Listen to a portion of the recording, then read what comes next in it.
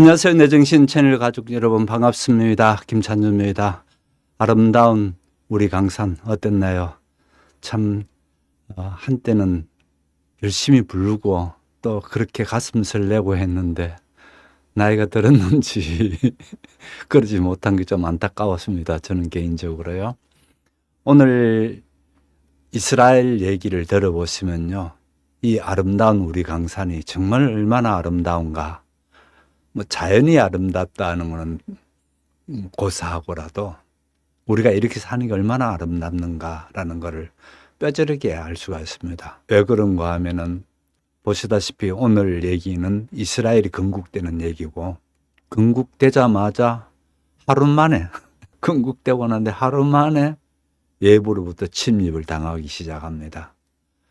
그렇게 쭉 되어져 가는 전쟁이 오늘은 4차 전쟁까지 일어날 텐데요.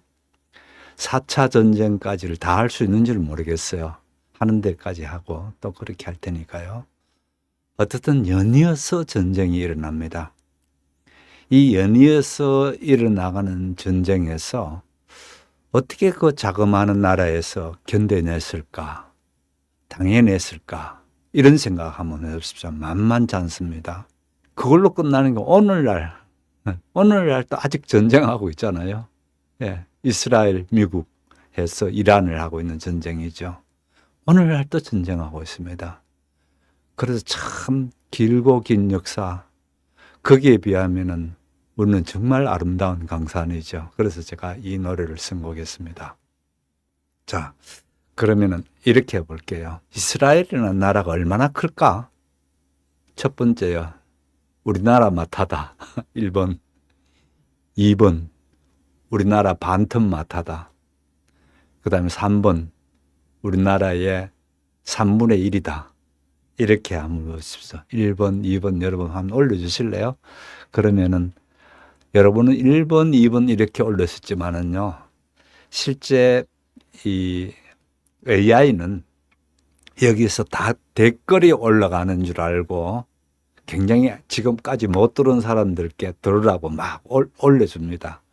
그래서 그런 이유 때문에 제가 해보라 하니까 한번 해봅시다. 이순희님 3번이라 했는데 여러분 자유롭게 몇 번 한 번씩 눌러주시면 고맙겠습니다. 여기서 출발돼야 좀 더 극적이지 않을까라는 생각입니다.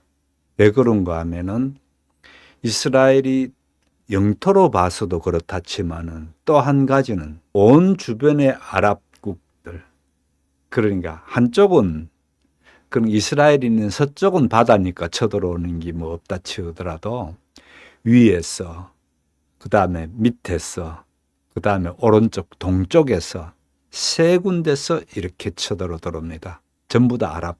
그 아랍들 가운데서 어떻게 견뎌냈을까?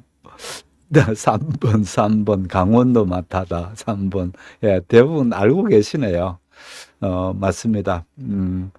거의 우리나라의 강원도보다는 좀 클 것 같고요. 크기를 얘기하게 되면은 우리나라 남한은 정확하게 10만 평방킬로미터입니다. 거기에 비해서 이스라엘은 3만이 안 됩니다. 그래서 한 3분의 1 정도 그렇게 3번을 많이 맞추셨네요.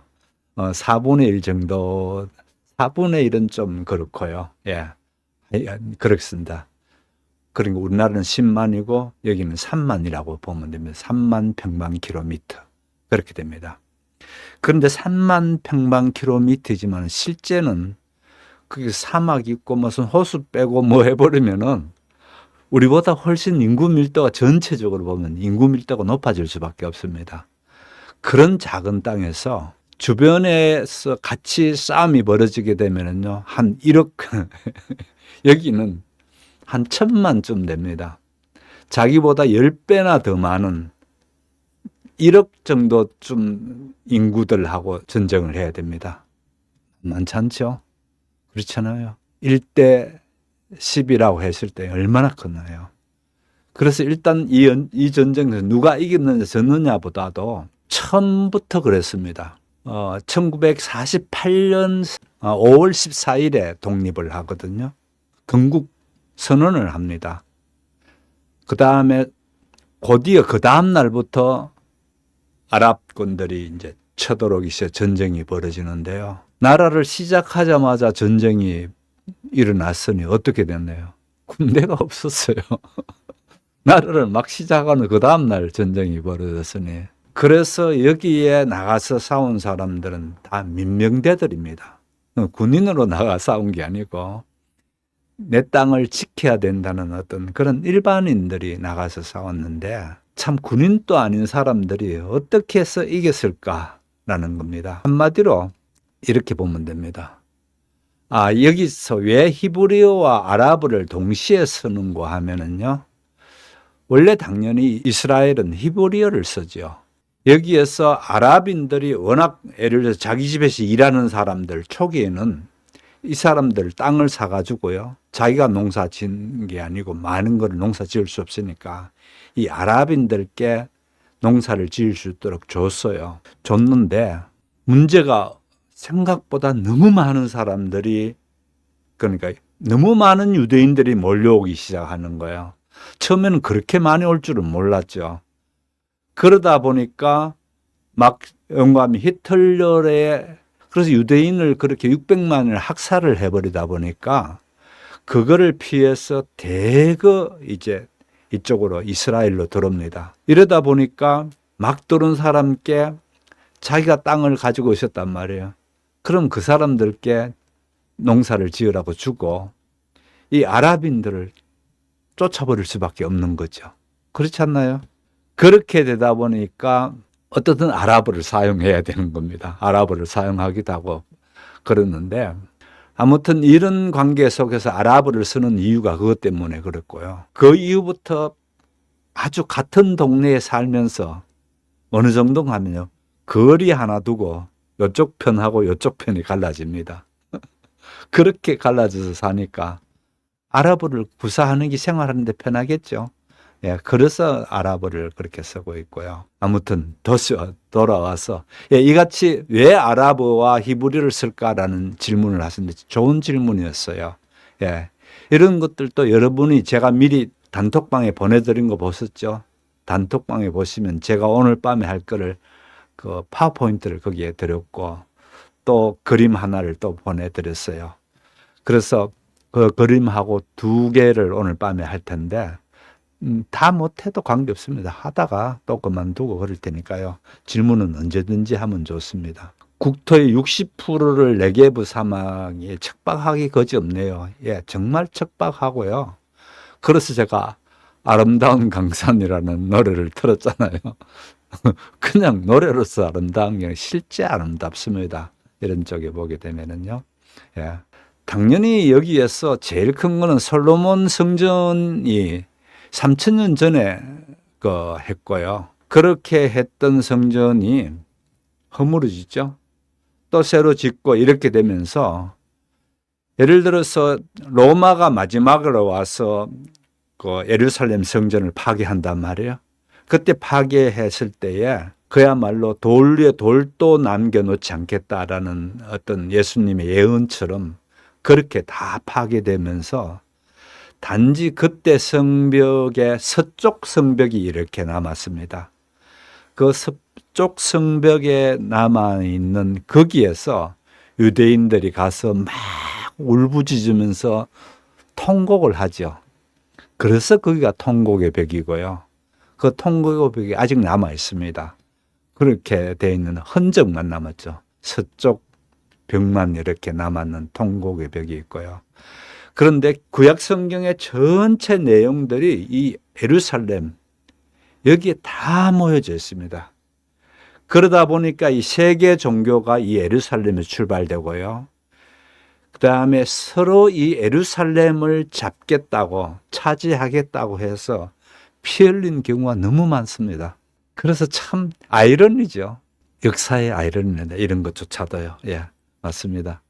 그래서 우리가 이런 통곡의 벽 맞습니다. 조병욱님 말씀하신 거 맞아요. 디아스포라로 오랫동안 나라 없이 헤매다가 그렇게 돌아온 것도 맞고요. 지난주에 또 했죠. 그래서 자 오늘 하는 부분을 또 가보도록 하겠습니다.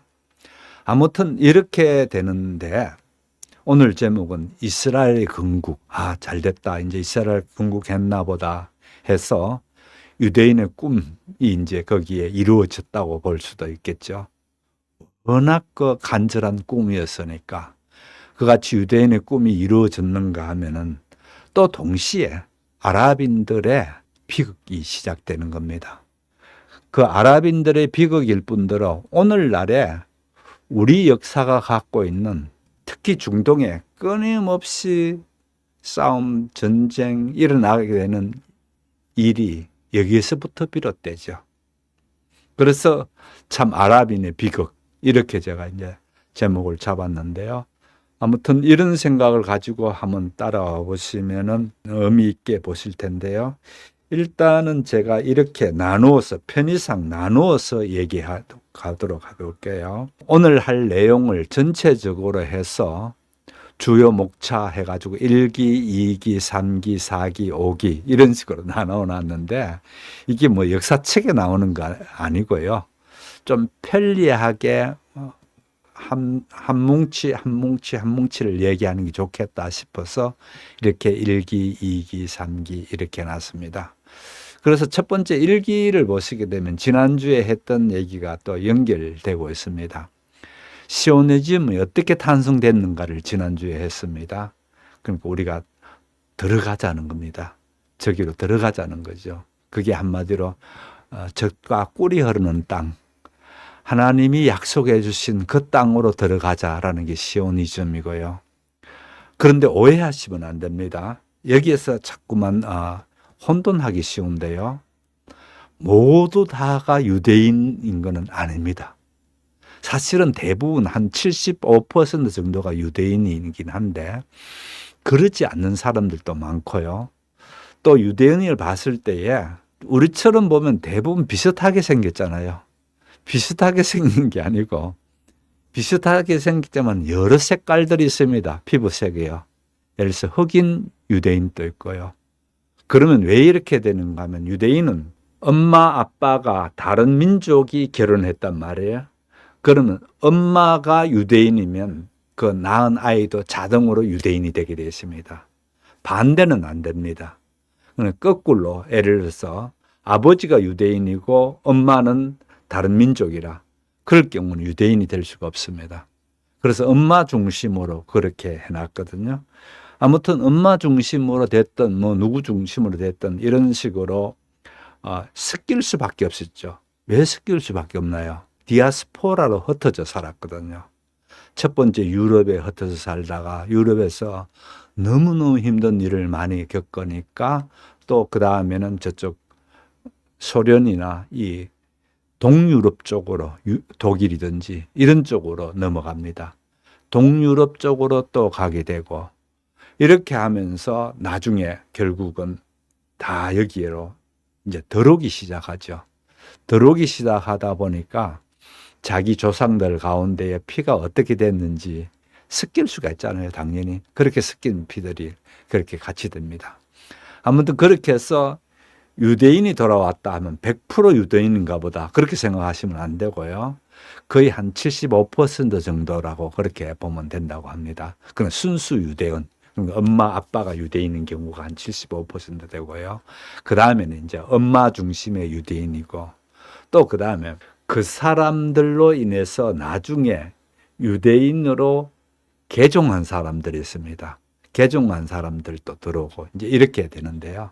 아무튼 이렇게 1기는 시오니즘 태동이 되기 시작했다. 이 얘기였습니다. 그 다음에 2기는 영국의 위임 통치, 이제 영국이 여기를 통치하기 시작합니다. 그래서 영국의 위임 통치가 있고요. 그 다음에 당연히 아랍 공동체와 이제 갈등이 시작되죠. 왜 그런가 하면은 영국이 좀 이따가 좀 세밀한 얘기는 나오겠습니다만은 이쪽 저쪽에다가 똑같이 약속을 해준단 말이야. 독립시켜주겠다고. 그러니까 이렇게 될 수밖에 없는 거고요. 그 다음에 3기는 이제 영국이 도저히 우리는 해결할 수가 없다. 그래서 그때 유엔이 막 창설됐거든요. 2차 세계대전 후에. 그러니까 영국은 그거를 유엔에다가 떠넘깁니다. 사실은 유엔보다 주로 미국이죠. 미국을 중심으로 해서 이거 맡아서 좀 해다. 우리는 도저히 감당 못하겠다. 그렇게 해서 유엔이 이제 떠맡게 되는데요. 이제 오늘 얘기는 여기서부터 시작됩니다. 유엔이 마침내 팔레스타인과 이스라엘 이 두 나라를 영토를 분할해서 나라를 세워주겠다. 이걸 유엔이 이제 통과시켜 줍니다. 이 통과시켜 주는데도 참 어려움이 있었습니다. 왜 어려움이 있었는가 하면은 소련이 거부권을 행사할 가능성이 상당히 높지 않습니까? 소련이 거부권 행사를 보면 아예 안 되거든요. 그래서 소련의 거부권을 어떻게 하느냐 했는데 그때 소련이 생각에 스탈린 생각은 이런 생각을 합니다. 저거 잘하면은 우리 소련의 이 공산주의를 저기 넣을 수도 있겠다 이 생각했습니다. 왜 그렇습니까? 히브리어는 못 쓴다고요. 워낙 있으면서 많이 잊어버렸고 그러다 보니까 히브리어는 뭐 소련 말은 할 줄 안단 말이에요. 이런 사람들이 가장 많이 들어갔습니다. 여기에. 그러니까 소련의 생각은 저거 잘하면 우리가 좀 잘 주물리면은 우리 위성국이든지 이런 것도 만들 수 있겠다는 그 야심을 품고 스탈린이 이제 좋다 유엔에서 통과시켜 주는 걸 합니다. 안 그러면 안 되죠. 참 역사는 희한하게 이렇게 해서 유대인들과 그다음에 팔레스타인이 나라를 나누어서 니네들이 이렇게 살아라. 이렇게 결정을 해줍니다. 이렇게 결정을 해주는데 문제는 여기에 심한 반발을 하는 사람들이 이 팔레스타인인들입니다. 팔레스타인인들이 왜 반발했는가도 조금 이따 보여드릴 텐데 하여튼 심하게 반발하면서 자기는 그걸 안 받아들이겠다는 겁니다. 이스라엘은 받아들여서 곧바로 나라를 건국시키고요. 1948년 5월 14일이거든요. 우리는 8월 15일, 1948년 8월 15일이니까 3개월 후에 우리가 또 이제 대한민국 건국이 시작되죠. 이런 것처럼 물론 우리나라의 건국을 1948년으로 잡아야 되느냐, 헌법에 있는 것처럼 1919년으로 잡아야 되느냐, 이 문제는 역사학자들 간에 많이 논쟁거리입니다. 저는 뭐 그 논쟁에 가담할 생각은 없고요. 건국이 되는 거는 우리 연구하면 신탁통지 3년을 받거든요. 45년에 해방되고 3년 동안 신탁통지 기간이 끝나고 난 뒤에 48년에 우리가 8월 15일에 이제 건국을 하게 됩니다. 그래서 그거만 어느 게 역사적으로 맞다, 안 맞다 그런 얘기는 제가 할 일은 아닌 것 같습니다. 영감 역사학자들이 아직도 말이 많은 부분이니까요. 그 다음에 5기를 봐가지고 여기에서 이제 제가 이렇게 기간을 나눴다 했습니다. 5기를 해가지고 수에즈 2기와 2차 중동 전쟁이라는 게 나옵니다. 오늘 여기까지 가려고 하는데 얼마나 갈 수 있을지 모르겠습니다. 부지런히 가보도록 하겠습니다. 자, 그러면 제일 먼저 이렇게 보시면 됩니다. 중동 전쟁의 서막이라고 했습니다. 참 이렇게 그림을 보면 됩니다. 왼편에 있는 그림, 이 왼편에 있는 그림이 대표적으로 유대인들이 갖게 되는 촛대죠. 이 촛대입니다. 왼편에 있는 게요. 이 촛대가 이렇게 있으면은 메노라고 합니다. 메노라. 유대인들의 촛대, 유대인이라는 게 나타내는 게 이렇게 되죠. 그렇게 된다면은 오른편에는 보시다시피 이슬람입니다. 지붕이 둥그렇게 저렇게 되면은 저거는 이슬람입니다. 또 반달이 보이면은 그것도 이슬람이고요. 그래서 어떤 사람이 제게 디자인을 했는데 당연히 교회 디자인인데 반달을 사용하면서 뭐 이렇게 했더라고요. 그래서 특별히 반달을 쓰는 이유가 있느냐 물으니까 그냥 이뻐서 썼어요 이러더라고요. 이슬람의 상징인 걸 몰랐느냐, 어떻게 교회에서 유인물을 만들면서 이렇게 만드냐 그러니까 몰랐다고 이제 이렇게 얘기하더라고요. 이거는 역사의 굉장히 기본적인 겁니다. 저렇게 둥그렇게 된다든지 반달이든지 이런 거는 이슬람을 상징하는 거다 이런 거고, 왼쪽에 보시게 되면 그 촛대 모양, 지금 메노라라고 하는 유대교 촛대인데, 대표적으로 유대교를 나타내는 저런 거죠. 그래서 저런 거는 상식적으로 이렇게 봐놓으면 좋죠. 아무튼 이 양쪽이 지금 이렇게 되는 겁니다. 여기에 보시게 되면은 이 자그마한 땅, 이 땅을 두고 서로 차지하겠다고 파랗게 된 중간에 있는 저 땅이거든요. 한중간에 있는 그림에. 저거를 서로 차지하겠다는, 땅을 차지하겠다는 문제가 계속해서 일어나는 문제입니다. 한마디로 종교적인 것, 땅에 대한, 누가 이 땅을 갖느냐라는 건데, 무엇보다도 이 땅을 갖는다라는 부분도 그렇지만은 여기에는 또 크게는 예루살렘을 누가 갖느냐 문제입니다. 이거는 참 큰 문제였습니다. 그래서 예루살렘은 어떤 나라가 갖는 게 아니고 국제 지역으로 그렇게 선포합니다. 애시당초 유엔이 정해줄 때에 서로 이 예루살렘을 갖겠다고 피 터지게 싸울 수 있으니까 아예 이 예루살렘 지역, 요 지역은 국제 유엔의 그 소유권이 유엔이라고 보면 되겠죠. 이제 그렇게 얘기해 주는, 어느 나라도 속하지 않는다는 겁니다. 그렇게 해주는 게 예루살렘이고요. 아무튼 예루살렘을 누가 차지하느냐의 그 초미의 관심사였는가 하면은 그 다음에는 이 땅에서 누가 이렇게 많이 땅을 차지하느냐가 엄청난 관심사로 되어지죠. 그래서 아무튼 이게 그 첫 번째 그거였다면은 그 다음에 시오니즘으로 인해서 사람들이 밀고 들으는 걸 한번 보십시오. 놀랍습니다. 오른쪽 그림입니다. 오른쪽 그림 보게 되면 사람들이 밀고 들어오는 게 확 치솟죠. 막대 그래프를 한번 보십시오. 저렇게 확 치솟습니다. 가장 크게는 아까도 말씀드렸다시피 히틀러가 600만이나 되는 그 유대인을 그렇게 학살함으로 인해 가지고 이렇게 유럽에 있어서는 앞으로 어떨지 모른다. 그러면은 이스라엘로 가야 된다. 이렇게 되는데 또 여기도 만만치 않은 복잡한 얘기가 있습니다. 사실은요. 왜 그런가 하면은 너무 이스라엘 쪽에 영국이 어떤 정책을 펴면은 이쪽 아랍인들이 폭동을 일으키고 막 이런단 말이에요. 그럼 아랍인들께 그러면 이제 더 많이 못 들어오게 해줄게. 이 약속을 합니다. 이 약속을 아랍인들께 해줍니다.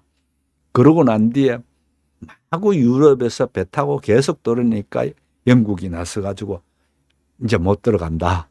이렇게 하기 시작하는 거예요. 그러니까 뭐 요즘처럼 비행기 타고 다니는 것도 아닙니다. 그죠? 그렇게 먼 길을 자기 나라에 적과 꿀이 흐르는 땅으로 간다는 꿈에 부풀어서 배 타고 들어오는데 배가 돌아가라는 거 얼마나 열받겠어요. 이래가지고 하여간 영국은 이래도 욕먹고 저래도 욕먹고 감당을 못할 지경입니다. 그래서 배 사건도 있고요. 그같이 배를 돌아가라 그러고 막 이러면서 배로 되는 사건도 여러 사건이 너무 그런 거에는 얘기할 것 없고요. 어떻든 좀 더 큰 것만 주로 얘기해 볼게요. 그래서 아무튼 이렇게 보면 됩니다. 제가 얘기하다 보니 깜빡 잊어버렸는데 왜 그랬는가 이 얘기입니다. 왜 그러면 이렇게 복잡하게 처음부터 이렇게 되는가라는 얘기인데 이 얘기는 지난주에도 했으면 한 번 더 정리하면서 한번 보여드리면 이렇게 됩니다. 맥마흔 후세인 서한이라는 게 먼저 있고요. 이거 하나 있다면 동그라미가 있다 했습니다. 그 다음에 벨푸어 선언이라는 게 여 밑에 또 있습니다.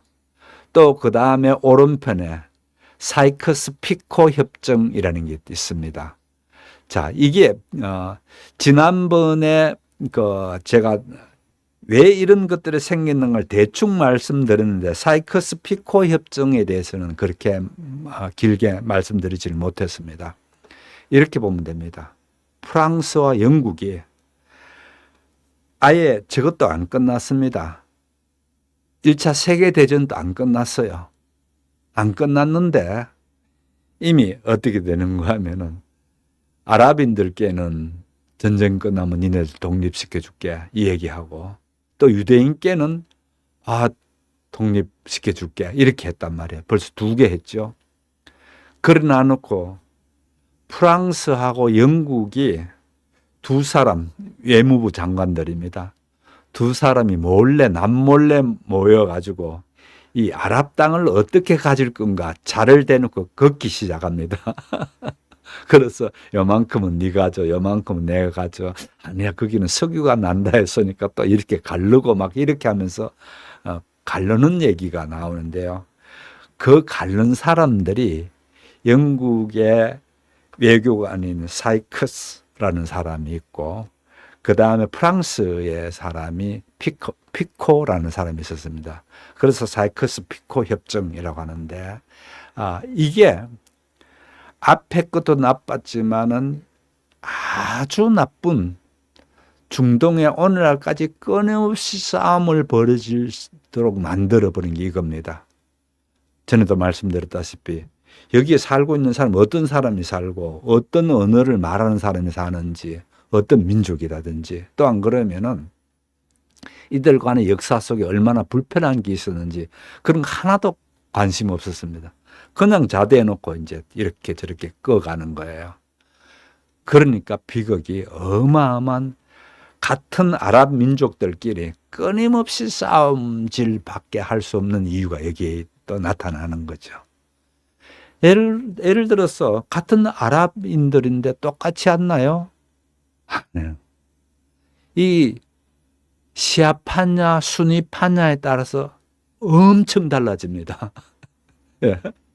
예를 들어서 우리 모양이 이래 생겼다 해가지고 가끔 이제 좀 머리가 모자라는, 가방끈이 짧은 서양 사람들은 생각을 그러죠.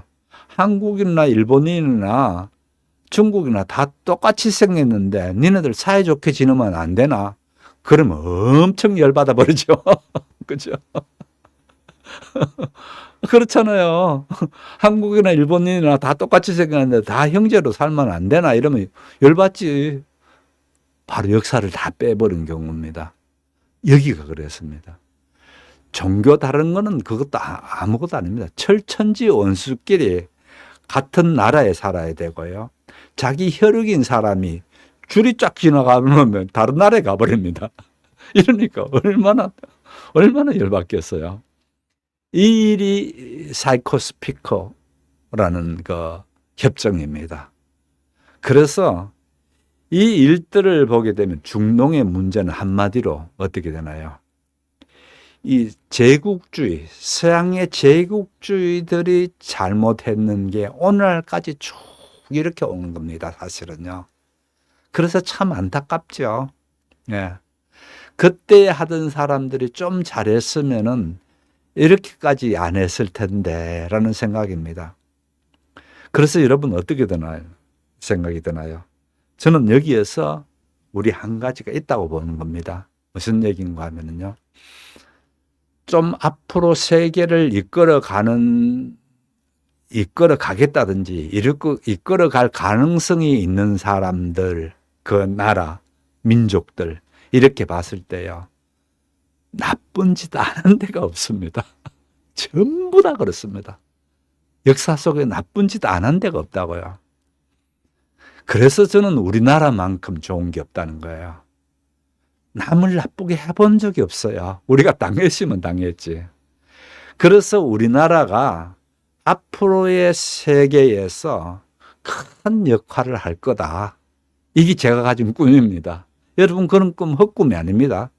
세계 역사를 제대로 알게 되면요, 뚜렷하게 보입니다. 그게요.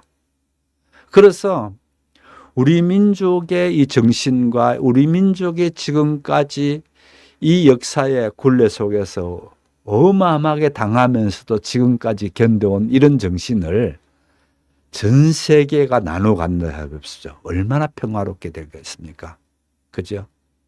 차라리 내가 좀 손해보고 당했으면 당했지, 달라붙어서 너 죽고 나 죽자는 식으로 우리는 그렇게 살아본 적이 없어요. 얼마나 대단한 겁니까? 거기에다가 특히 우리는 나하고 다른 그런 여행 온 사람이라든지 이방인이든지 이런 사람들을 매우 따뜻하게 대해주는 그런 게 있죠. 아무튼 예, 얘기가 자, 돌아와서 또 해볼게요. 그래서 지금 보시게 되면은 이 여기에서 한번 보세요. 이 각자 다른 약속을 해버리는 바람에 이 파랗게 중간에 한중간에 공통분모, 이 공통분모가 간신히 맞춰진 공통분모가 이제 동일 영토에 대한 삼중 모순적 약속, 이러면서 결국은 유엔이 결정해 준 그 내용이었다. 이렇게 되는데 시당초 처음 출발부터 참 비극적으로 이렇게 돼 왔다 이럽니다. 이같이 비극적으로 된 게 어떻게 되는가 하면은 결국은 큰 덩치로 봐가지고 아랍은 민족이 아닙니다. 제가 여러 번 말씀드렸습니다. 아랍은 민족을 알면 안 됩니다. 아랍 언어를 사용하고 이슬람을 믿는 사람들을 아랍인, 또 아랍 민족이라고 심지어 그렇게도 말합니다. 예, 아랍 민족은 사실은 아닌데 어떻든 그렇게까지 말하게 되는데요. 자, 그래서 그런 거는 다 그만두고라도 일단은 크게 봤을 때에 유대인들과 아랍인들의 큰 이 뭐랄까 갈등, 어떻게 할 수 없는 갈등이 이제 여기에 보이게 되죠. 이런 갈등을 이제 이렇게 안게 되는 부분이 애시당초부터 이렇게 됐다 얘기입니다. 자, 제가 여기에 태블릿을 잠깐 얘가 자꾸 말 따라 해가지고 제가 좀 빼버리고 할게요. 미안합니다. 잠깐만 기다려 주세요. 네, 미안합니다. AI가 자동으로 자꾸 올라오는 바람에 이렇게 됐습니다. 자, 여기에 보시게 되면은 크게 봐가지고 이겁니다. 아랍 사회, 소사이어티라는 게 아랍 소사이어티와 그 다음에 이스라엘 주이시 유대인들이죠. 유대 소사이어티 이렇게 하면서 중간에 파랗게 되면 금이 이렇게 가더라는 거다. 이렇게 금이 쭉 가버리는 게 이 전체 내용이다. 이렇게 했는데 이 내용들 가운데는 참 뭐 여러 가지가 있습니다. 예를 들어서 국제연맹으로부터 승인되어지고 난 뒤에 위임 통치를 이제 영국이 위임 통치를 하거든요. 그래서 영국이 위임 통치를 하면서 영국이 뭘 하는가 하면 자꾸만 자식을 편애하듯이 그런 식으로 편애를 해버립니다. 그런 거라든지 뭐 이렇게 되면서 쌓여가지고 또 한 번씩 들고 있나면은 또 그쪽에 말을 들어주고 또 그 다음에 나중에 유대인들이 들고 있나죠. 그래서 그 유대인들이 큰 사건을 저질린다 했습니다. 유대인들이 데이비드 호텔이라 해서 이 호텔을 폭파시킵니다. 이 호텔을 폭파시키는데 이 호텔을 왜 그런가 하면 이쪽 지역에 아랍에서 영국에서 나온 관리들 또 그 하수인들 이런 사람들이 묵고 있는 그 사무실처럼 된 호텔이거든요. 이 호텔을 폭파시키면서 92명이 죽습니다. 그럼 한쪽을 이렇게 왕창 주저앉아 버린다고요. 그게 유대인들이 한 겁니다. 열받는다고. 왜 자꾸만 저쪽 얘기는 듣고 우리 얘기는 안 들어주는 겁니다. 이러니까 영국은 뭐 이러지도 저러지도 못하는 그런 쪽으로 가버리게 되죠. 그래서 이쪽 하면 저쪽에서 문제 일으키고 이쪽 하면 이쪽 일으키고 이렇게 되는 건데 그러면서 한번 볼게요. 이같이 건널 수 없는 일들이 결국은 또 이렇게 됩니다. 2차 대전의 홀로코스트, 히틀러가 엄청난 일을 일으켜버리면서 자그마치 600만이라는 유대인이 희생양이 돼버리면서 이제는 온 세계 사람들이 이 동정적으로 되는 거예요. 유대인들 저거 자기 나라 땅에 가서 살도록 해줘야지. 저건 길고 긴 역사 속에 저렇게 낙원에 대해서 살았는 데다가 그렇게 해주자는 쪽으로 바뀝니다. 그렇게 바뀌면서 참 지금 얘기만 들어도 답답하죠. 답답한데 어쨌든 제가 시간이 얼마 없으니까 빨리 제가 말로 빨리빨리 해나갈게요. 자, 1차 전쟁이 일어납니다. 나라를 선포하고는 그 다음 날입니다. 하루 만에 와르륵 쳐들어오는 게 이 아랍 이 연합입니다. 아랍 연합이라고 하면 좋겠는데, 그래서 세 쪽 방향에서 아랍 연합 이슬람 믿는 사람들이 쭉 밀고 들어오죠. 밀고 들어올 때에 여기는 1억이라고요. 이쪽은 1,000만이 또 안 됩니다. 1,000만 또 안 되는 게 그렇게 되니까 아주 자기네들이 이길 거라는 걸 너무 잘 알고 들어옵니다. 그냥 가서 쭉 줄 서 있으면 이길 거라고 생각하고 들어옵니다. 거기에 비해서 이스라엘은 어떻게 되는가 하면은 어제 나라를 건국했는데 오늘 뺏길 수가 없잖아요. 그렇잖아요. 여러분도 그렇지 않습니까? 어제 나라를 시작했는데 오늘 뺏겨가지고 없어진단 말이에요. 말이 안 되겠단 말이에요. 그러니까 죽자 살자로 달려붙겠죠. 바로 여기에서 이제 차이가 납니다. 이 사람들은 제대로 군인도 아니었습니다. 남자들은 그냥 총 들고 나가서 싸우는 겁니다.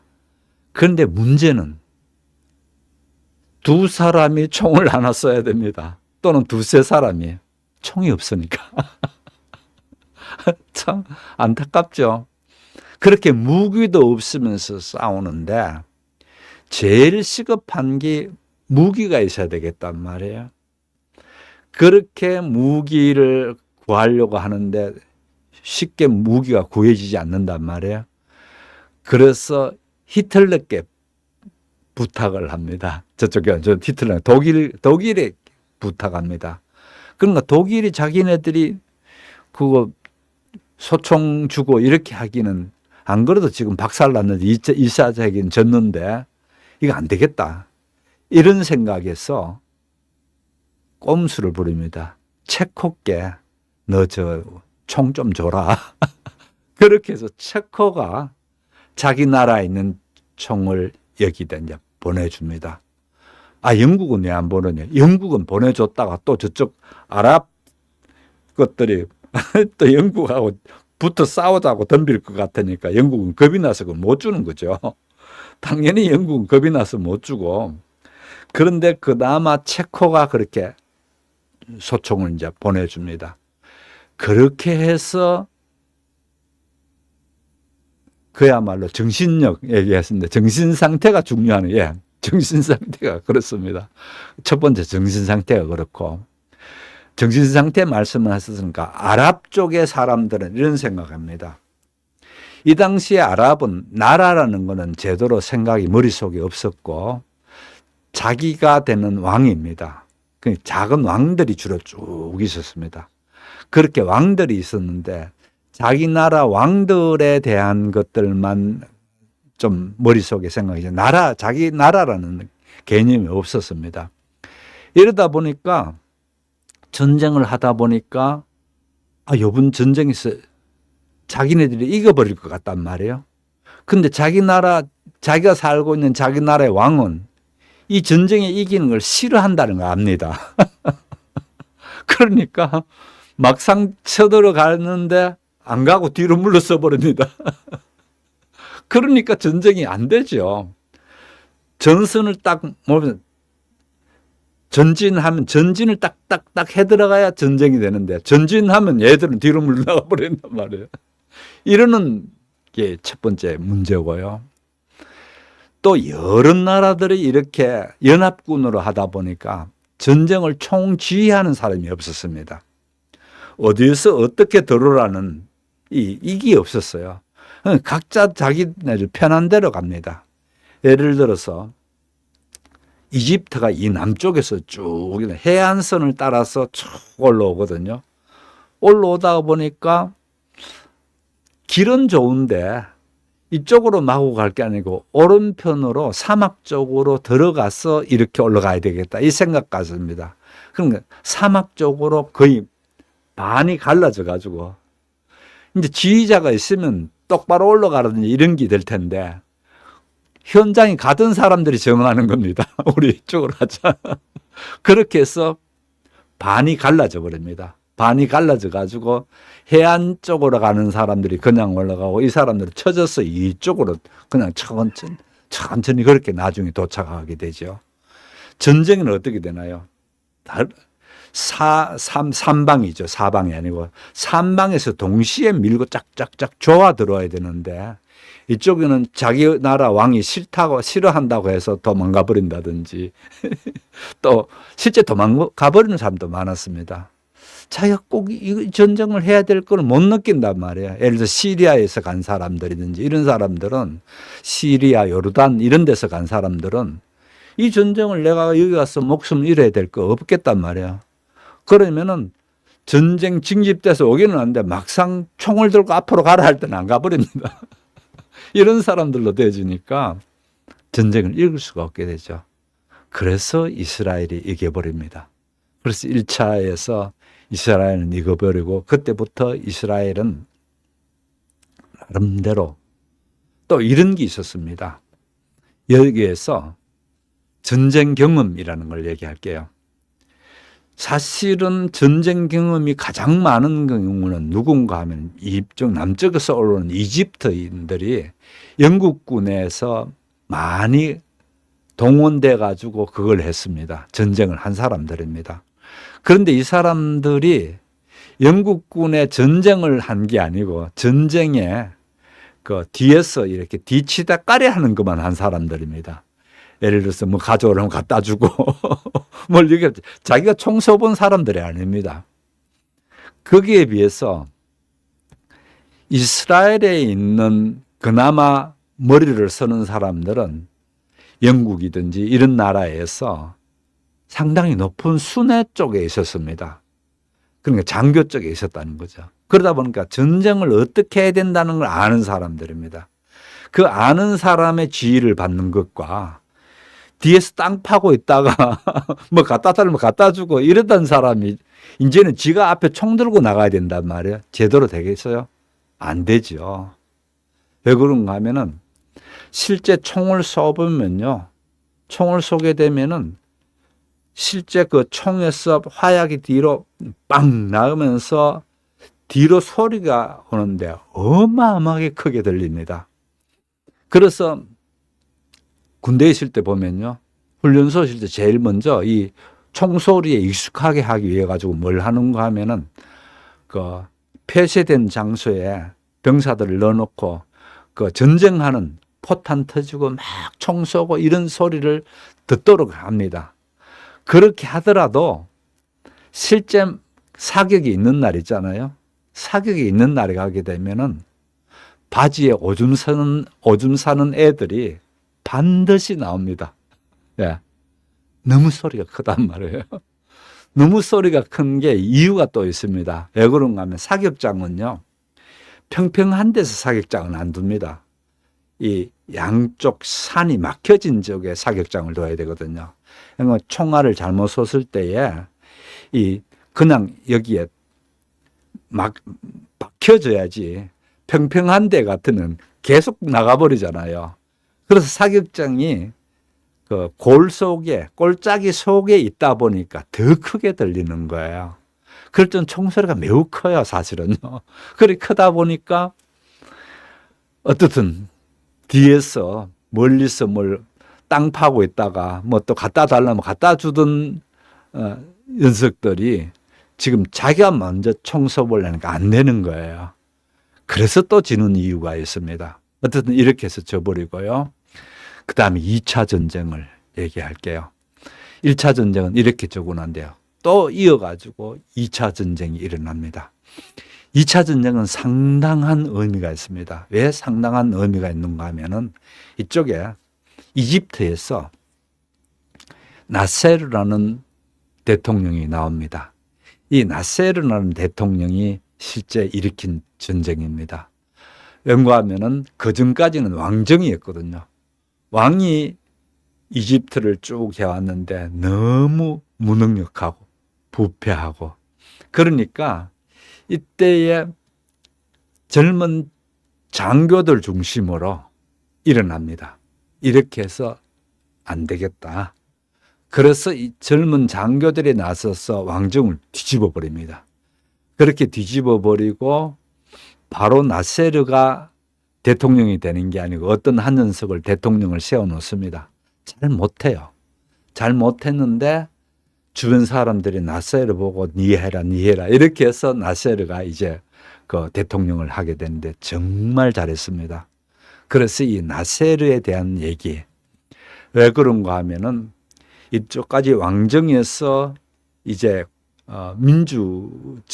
민주공화국 형태를 바꾼 거에다가 그 다음에 실제 이 사람이 중요한 역할들을 합니다.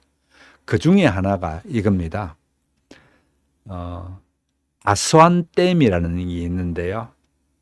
나일강을 흐르는 그 댐인데, 이 댐이, 그게 댐이 없었는 건 아니고, 아스완댐이라는 게 원래 하나 있었습니다. 영국이 만들어줬죠. 옛날에 영국 통치를 받고 있을 때 영국이 만들어준 댐이 있었는데, 그게 제대로 그 홍수를 컨트롤할 수 있는 정도의 크기가 안 된단 말이에요. 그러니까 늘 이 나일강은 뭡니까? 워낙 큰 강이다 보니까 이 나일강에서 홍수가 자꾸 일어난단 말이에요. 그래서 그 홍수를 제어하는 게 큰 문제였습니다. 엄청난 큰 문제였는데, 그래서 이 같은 홍수 문제를 해결해야 되겠다. 이렇게 해서 아스완댐이라는 것을 계획합니다.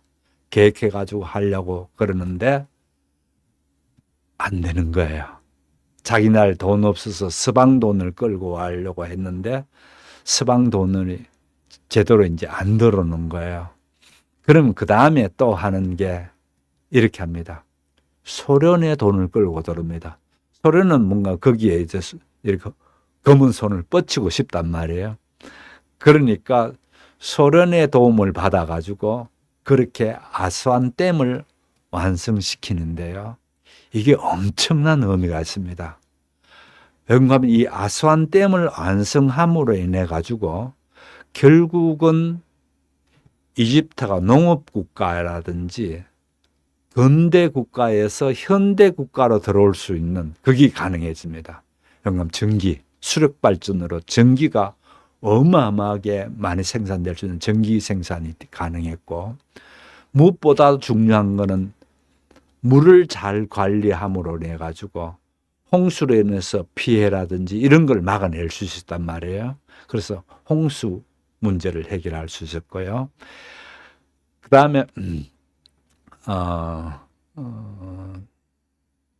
맞습니다. 홍수로 그렇게 했고요. 한 이 정도 이렇게 됐다면은 그 다음에 또 물론 이 얘기를 들으니까 어떻게 되나? 우리나라의 박정희 대통령 같은 생각이 들지 않나요?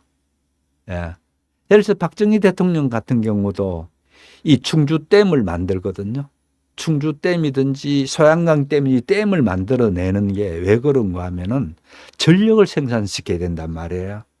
그러면서 아주 특히 소양강댐은 워낙 크지 않습니까?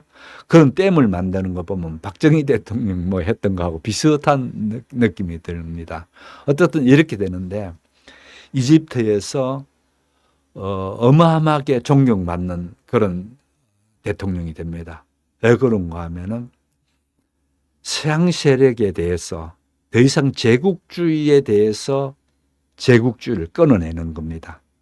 그래서 제국주의를 끊어내버리면서 민족주의, 그러니까 이때는 또 각 나라들이 막 민족주의가 태동할 때입니다. 그래서 민족주의가 막 태동될 때였기 때문에 민족주의에 대한 관심이 많았는데 민족주의를 부르짖으면서 우리 스스로가 이제 일어서야 된다는 겁니다. 그러다 보니까 인기가 엄청 좋아졌죠. 그러면서 이 여세를 몰아가지고 이제 2차 전쟁이 일어납니다. 그럼 1차에서 한마디로 창피하게 쪽팔리게 졌다는 거예요. 그 많은 인원이 달라붙어 가지고 아랍 국가들이 다 졌다라는 건 자존심이 보통 상한 문제가 아니었거든요. 그래서 2차 또 전쟁을 일으키면서 2차 전쟁에서 그걸 회복시키겠다는 겁니다. 그래서 참 2차 전쟁에 대한 얘기는 제가 다음 주에 이어가지고 나세르와 유대인들의 그 전쟁은 어떻게 되는가를 좀 볼 텐데요. 일단은 그 나세르라는 사람이 어떤 사람이 있는가? 지금 여기 보면 나일강에 대한 겁니다. 보시게 되면은 이렇게 쭉 흘러내려가면서 아스완이라고 보이죠. 빨간색으로 위에 보이는 게 이 아스완이라는 게 나세르 대통령이 만든 댐입니다. 근데 그 밑에 보면 또 아스완 됐죠.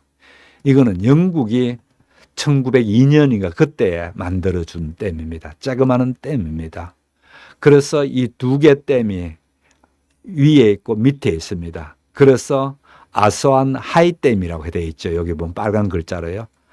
위에 있다는 거 아스완 하이댐이고 그 다음에 밑에 있는 걸 아스완 로우댐이라고 하긴 하고 그냥 아스완댐이라고 하긴 하는데 이렇게 댐을 막음으로 인해서 물을 관리하더라 이 얘기입니다. 옛날부터 치산치수가 돼야 된다 했습니다. 그죠? 통치를 잘 하려면은 물을 잘 놔서 산을 다스릴 줄 알아야 된다 했습니다. 그가 마찬가지 여기도 그렇습니다. 왜 그런가 하면 이 나일강이 워낙 큰 강이거든요. 어마어마하게 큰 강입니다. 이 큰 강이 어디서 흘러내려오기 시작하면 이쪽 여기에 지도 밑에 수단 이렇게 된 부분이 있으니까 남수단에서 출발시켜지는 강이 하나 있고 또 나일강을 그래서 두 개로 나눕니다. 하나는 청나일, 하나는 백나일 이런 식으로 나눕니다. 오른편에 있는 그러니까 동쪽에 있는 게 청나일이고요. 백나일은 서쪽에 있는 강이 백나일입니다. 어떻든 요 출발이 어디서 됐는지 지금 보이질 않아서 그런데요. 다른 지도를 하나 보여드릴게요. 그냥 우리가 나일강 막연히 그렇게 하는 것보다 이게 얼마나 큰 강이고 어떤 역할을 하는 강인지를 아실 필요가 있겠다 싶어서 제가 준비를 해두은 겁니다. 첫 번째 여기서 시작됩니다. 우간다 쪽에서 이렇게 출발해가지고 쭉 갑니다. 남수단을 지나가지고요. 수단을 지나고 이렇게 가는 게 백나일입니다. 왜 백나일인가 하면은 강의 유속이 느립니다. 그래서 많은 경우에 천천히 흐르면서 얘들이 주변에 있던 것하고 강물이 섞이면서 강물이 뿌옇게 된다고 합니다. 그래서 백나일이라고 붙게 되고요. 그 다음에 오른편에 흐르는 요 강은 청나일을 하는데 늘 푸른 강은 아니고요. 매우 가파르답니다. 그래서 여기는 수력 발전이 많이 일어납니다. 나중에요. 어떻든 그렇게 낙차가 큰 강이 흐르는 거고요. 이 낙차가 큰 강이면서 이 강에서 어떤 데는 홍수가 확 나가지고 청색 강이 아니고 붉은색 강이 돼서 한꺼번에 확 밀고 내려가면서 이 밑에 나서 특히 이집트 같은 데서 그 홍수가 나는 게 대표적인 이 오른편에 있는 청나일 때문에 그렇게 됐다고 합니다. 그래서 이 두 개의 나일강이 합쳐서 한 요쯤에서 합쳐집니다. 여기서 합쳐져서 이제 한 개의 강으로 이렇게 쭉 흐르는데 어마어마하게 큰 강인데 이집트도 굉장히 큰 나라죠. 우리가 지도를 이렇게 봐서 그런데 상당히 큰 나라들입니다. 예. 자, 다음 주에 이어서 그렇게 이 지도를 두고 어떻게 2차 전쟁이 일어나는가를 보도록 하겠습니다. 함께해 주신 여러분 대단히 감사합니다. 안녕히 계십시오.